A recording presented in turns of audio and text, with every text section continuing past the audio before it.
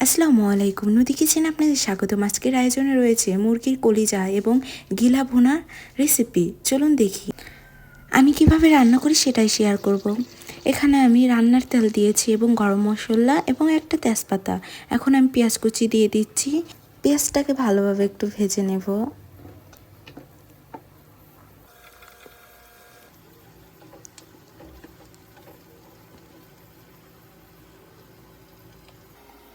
এখন আমি আদা বাটা দিয়ে দিচ্ছি। আদাটাকে একটু ভেজে তারপর আমি এখানে পানি দিব। এখন এখানে আমি হলুদ গুঁড়া দিচ্ছি এবং মরিচের গুঁড়ো এবং ধনিয়া গুঁড়ো এবং জিরার গুঁড়ো আর স্বাদ পরিমাণ মতন লবণ দিয়ে ভালোভাবে কষিয়ে নিচ্ছি। যে পর্যন্ত তেল ভেসে না উঠবে সে পর্যন্ত আমি কষাবো। এখন আমি কাঁচামরিচ দিয়ে দিচ্ছি।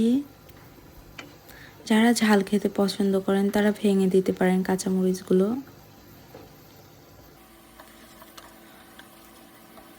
কষানো হয়ে গেলে আমি এখানে দিয়ে দেব গিলা এবং কলিজা। আমি আর মুরগির গলা নিয়েছি, এগুলো কষিয়ে নিচ্ছি ভালোভাবে।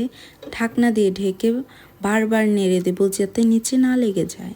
যত কষাবেন তত খাবারটা অনেক মজা হবে।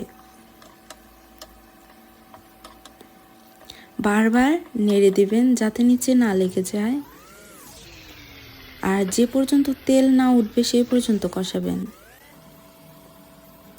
এখন আমি পানি দিয়ে দিচ্ছি পরিমাণ মতন।